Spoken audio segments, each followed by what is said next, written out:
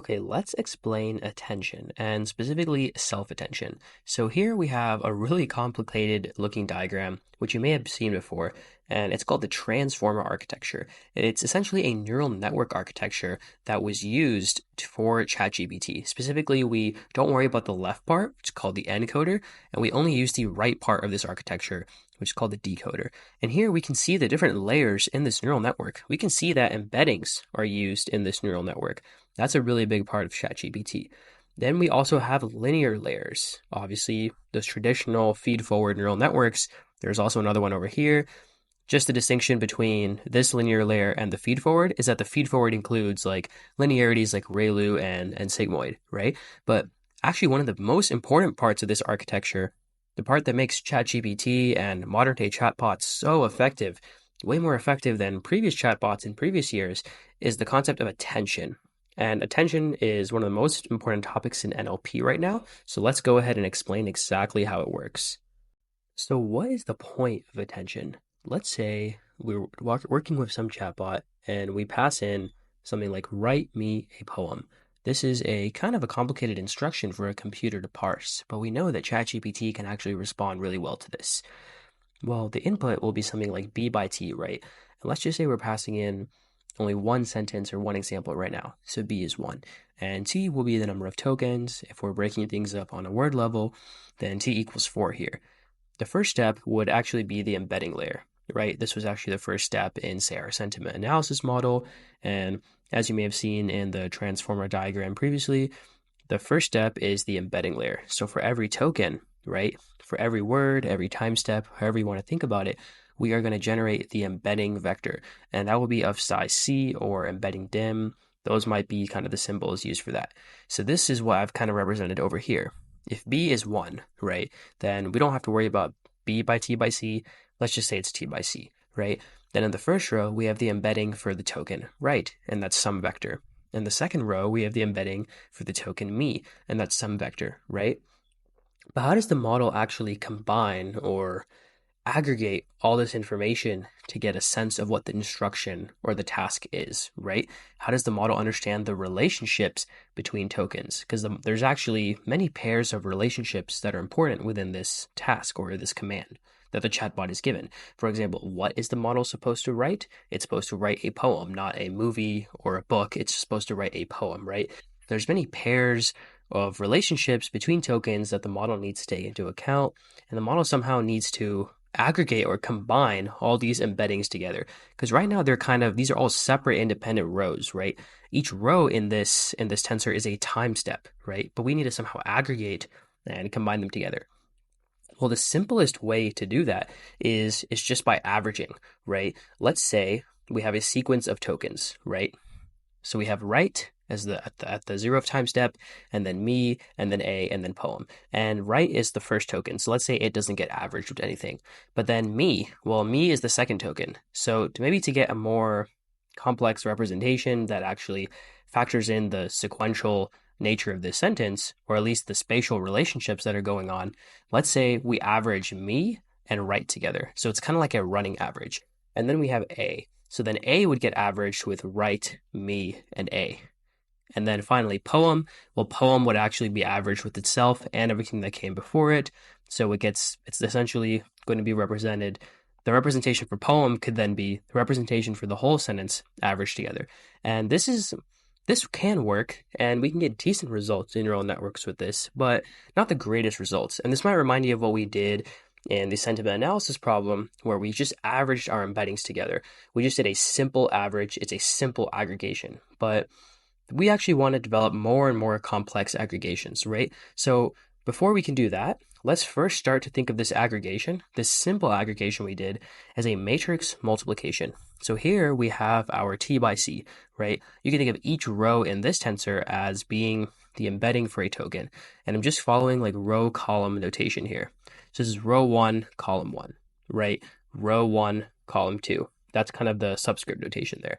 And this simple running weighted average that we just talked about, you can think of it as a matrix multiplication. So imagine that we left multiply it. So on the left, we have this tensor that is t by t. So t is 4 in this case, right? If it's write me a poem, that's 4 tokens. So we have a t by t tensor that is going to multiply against the t by c tensor. And this is going to help us end up with a t by c tensor again. And in every row, what we're going to have, at least at the entries that are non-zero, is just 1 divided by the number of tokens. And then everything that comes after it is 0 for the first row. Everything that comes after the first 2 tokens is 0 for the second row, and so on. So, and once we actually do this matrix multiplication, remember we're doing this row times this column to get this number, right? And then similarly, we would do the first row times this column to get this number, right? And similarly, we would actually be doing this row times this column to get this number, right? Once we actually do that, let's see what we get. So initially, just for the first row, right, this would just be dealing with the first time step, first time token. It looks like it doesn't get averaged or added anything else into it. It just kind of gets scaled with a factor of 1/4 for both the entries in the 2 embedding dimensions we have. Then for the second time step, we can see that we essentially are taking 1/4 times what came before it, and also 1/4 with what we currently have. And we can see the same thing being done here. 1/4 of E1, 2, which is essentially what came before it, and then we add in 1/4 times E22, which is exactly what was there. And this is essentially that running weighted average that we were talking about earlier. Because what is an average, right? You're adding everything up and you're dividing by the number of examples.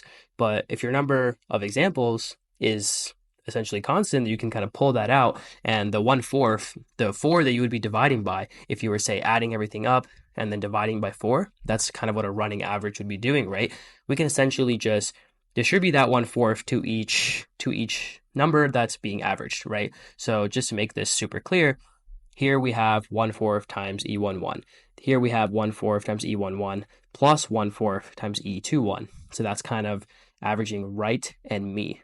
And then here we have 1/4 times E11 plus 1/4 times E21 plus 1/4 times E31. So this is kind of the average of right, me, a, right? As we get more words and more further along into the sentence, we get more and more context that gets taken into account. And this is being done for this column over here, and kind of the similar thing is being done in this column over here. Because remember, in this case, C equals 2, the embedding dimension is 2, but we are averaging along the time dimension.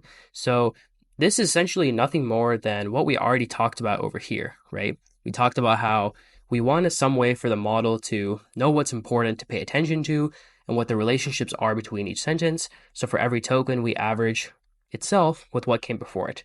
Right gets averaged with everything with itself and what came before it, which is nothing. Me gets averaged itself with everything that came before it, which is just right, and so on, right? And that can actually be represented as a matrix multiplication where we just take the t by c embeddings and we multiply on the left with this t by t tensor. But the fact that this tensor, which contains our weights for this weighted average or aggregation, the fact that it's t by t actually means something. So the fact that it's t by t means that for row I, column j, inside this tensor, we can interpret that as the strength or affinity or score, as you may hear, between token I and token j. So we can think of the first row of this t by t matrix as corresponding to the row for right, and then me, and then a, and then poem. And similarly for the columns, this is the column for right, me, a, poem. So if I were to look at this number right here, well, that's right, me, a, and then right, me. So this 1/4 over here that I'm circling should actually be a number that symbolizes the strength or of the connection or the relationship between the words me and a in the input sentence. But that doesn't seem like a particularly important connection, right? What's probably more important is the connection between the tokens right and poem, right? Because what are we writing? A poem. The model needs to understand that there is a strong relationship between these two tokens. So ideally, we would actually want this number over here to be very high because this row is for poem and this column is for right. So we have this t by t tensor. We kind of interpret row I, column J as being the strength or connection between the token for row I and the token for column J, but we want to actually have a weighted average, right? This is just a simple average. Everything is just 1/4, but we want to have a weighted average. We want to have a weighted average so the model can actually pay attention to some tokens more than others. Because in a given sentence, write me a poem, the word a isn't really that important to pay attention to. Maybe it's somewhat related to the word poem because the model needs to output only one poem instead of multiple poems, as opposed to if we said write me poems. So the word a does have some significance in that command that we're giving into the chatbot, but it's not the most important to pay attention to. We don't want to weigh everything equally with this whole 1/4 or 1 over t situation. Instead, what we want is we want a weighted average, right? But how does the model for any arbitrary command that it's given, any arbitrary sequence of tokens, how does it actually learn what the weights inside this t by t tensor should be? That's what the self-attention layer accomplishes, and there is a bit of a complex mathematical formula, but we'll break down exactly how that works. So just to make it super clear on what the whole point of this self-attention layer in a neural network is supposed to accomplish, is it's supposed to actually come up with weights. Specifically, it's supposed to come up with a t by t tensor of attention weights or attention scores, where we can figure out how important each token is to every other token. So I went ahead and crossed out the future tokens, right? So for high is right here in the first row. High shouldn't be able to look at any of the future tokens. We only want to look at the current token and what came before it to figure out what comes next, right? And I didn't exactly make this explicit earlier, but how these language models like chatbots work is continuously prediction of what's going to come next in the sequence. We'll talk more about that later, but let's focus on trying to understand this t by t tensor for now. One number that we can see that is particularly high is for the row corresponding to the question mark and the column corresponding to high. We can see that we have a number 73 there, which is relatively high. So why would that number be relatively high in the t by t tensor for this particular input? Well, the fact that how is associated with the question mark means that we're actually asking a question, right? The word how can be used in various contexts in English. We can say, that's how that works. That's just kind of declaring something. It's stating some kind of information. But if how is associated with the question mark, then the model can learn that the word how is being used to form a question here. So the goal is to actually have a layer in our neural network that, given our embeddings for every single token, we can then generate a t by t tensor that tells us for every pair of tokens how important they are to each other. And we actually want that to be like trainable and learnable through gradient descent based on our training data. And then we can use that t by t tensor, multiply it against the embeddings like we did previously, right? What we did is we took our t by t tensor and we matrix multiplied it against our t by c embeddings. That's what we want to do. And then our output can then be kind of sent on and forwarded through later parts of the neural network. So now let's try to understand how this t by t tensor is actually going to be generated. What's the formula for this layer? So there's kind of an ugly looking formula for self-attention if you just Google the formula for self-attention. Here's the formula to get the t by t scores, and then the layer output will be the scores times something called v, which is similar to the thing that we multiplied scores by previously. But the main things that we need to talk about here are what in the world is q, what in the world is k, and why are we raising it to the power of t, and then multiplying them together, and what is v. dk is also something else that we're going to talk about, but it's very similar to the embedding dimension. And the softmax is also something that we'll talk about, but it's pretty straightforward. It's kind of like the sigmoid function in the sense that we can kind of squeeze our values to be between 0 and 1. Because if we go ahead and take a look at the previous picture that we were looking at, these values are not really constrained to any kind of range, right? We want to normalize them and set them to be in some kind of fixed range where the highest value is 1 and the lowest value is 0, but the scale and relation or the ratios are still kept. So that's what softmax does, but the main things we really need to explain are what is v, what is what is q, and what is k, because those are the main things that make up self-attention. So let's break that down and make it really intuitive. So let's explain the Q in that formula. The Q in that formula actually stands for query. So in our attention model, we are going to have every single token in the sentence actually be able to quote unquote talk to the other tokens and communicate with each other until they pair up and we figure out the right t by t scores. And the way that we're going to do that is by having every token.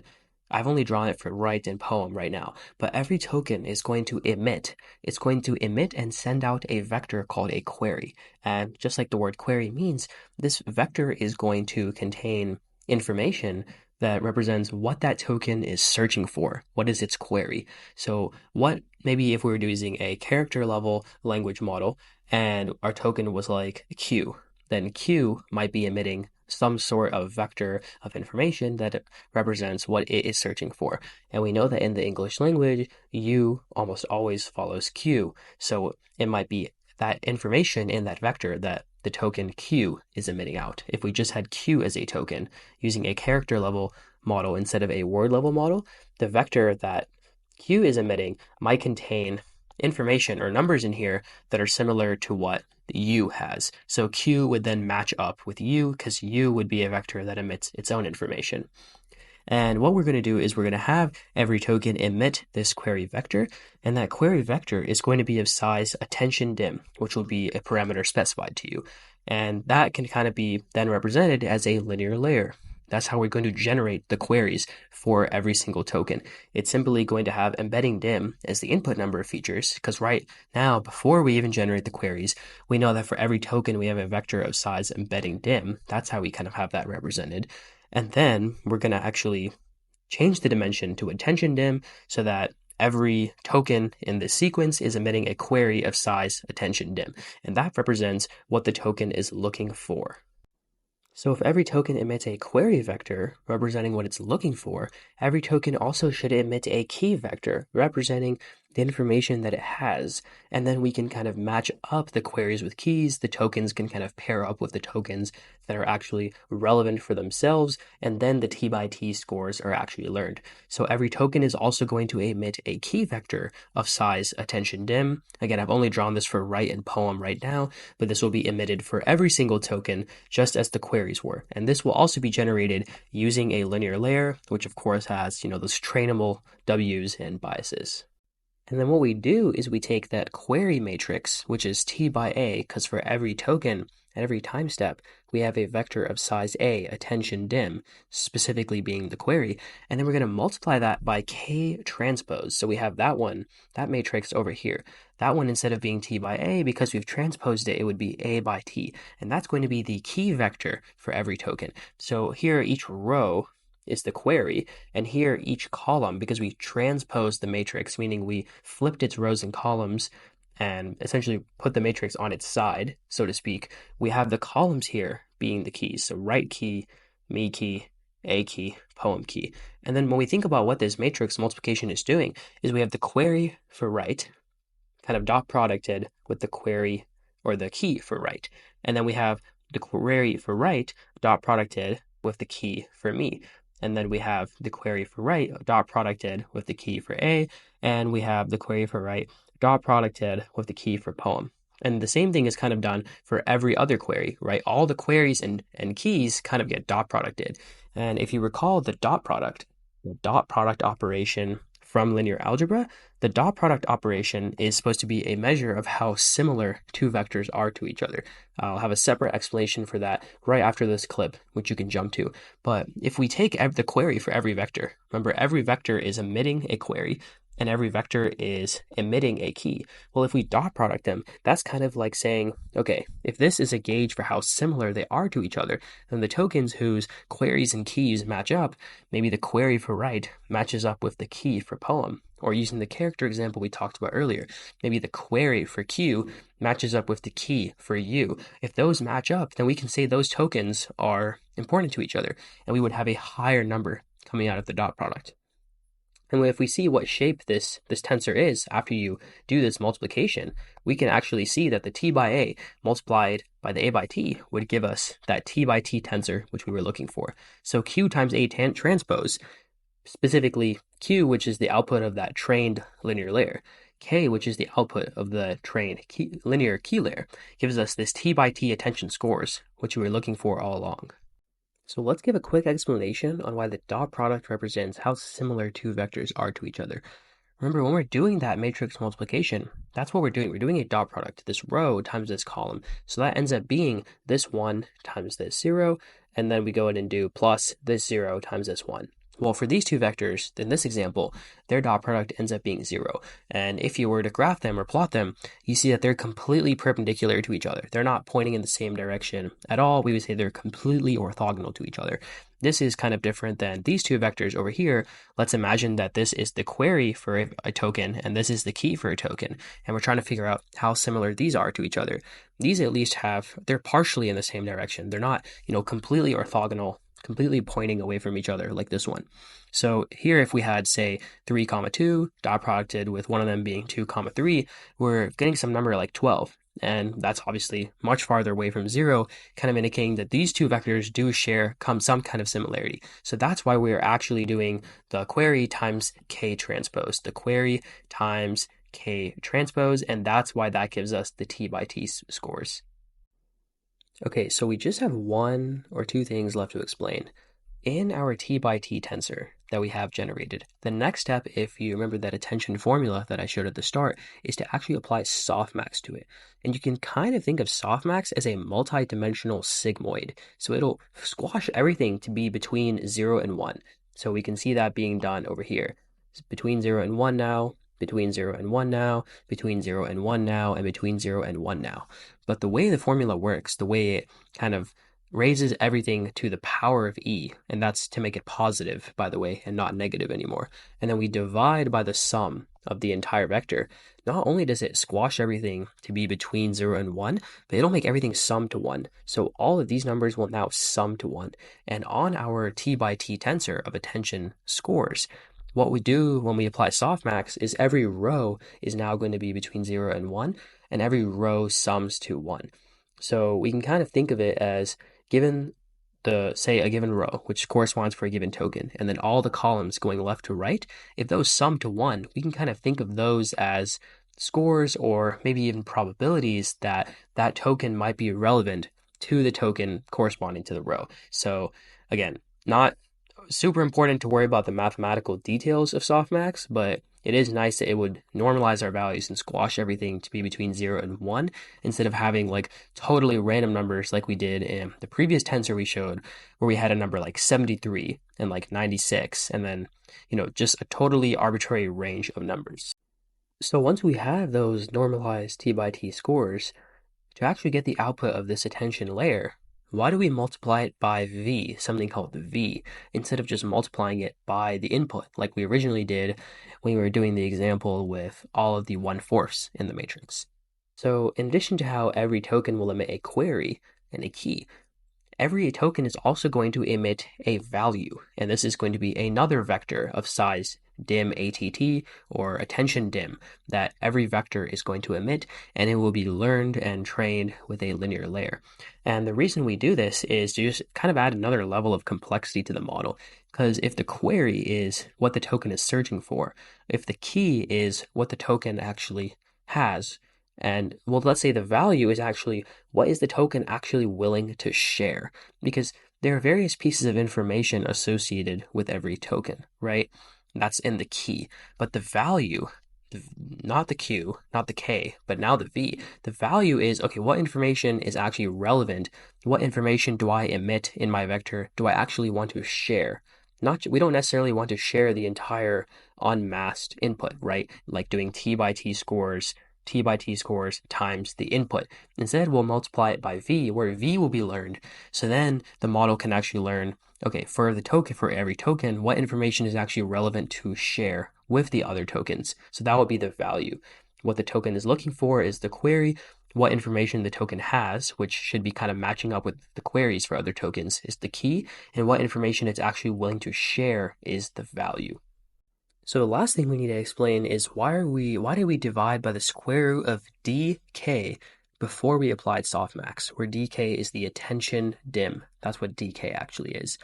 This is actually something that you'll find in neural networks and deep learning all the time. That researchers kind of experiment around with different scale factors. We're just dividing by the square root of dk, which is a single number here, no matrix multiplication or matrix divisions or anything like that. But often neural networks can suffer from something called an exploding gradient or a vanishing gradient, where the values of the derivatives during training get either way too big or way too small, and things kind of become unfeasible. So it's often better to kind of scale down or scale up our values by some sort of scale factor, which is exactly what we're doing here.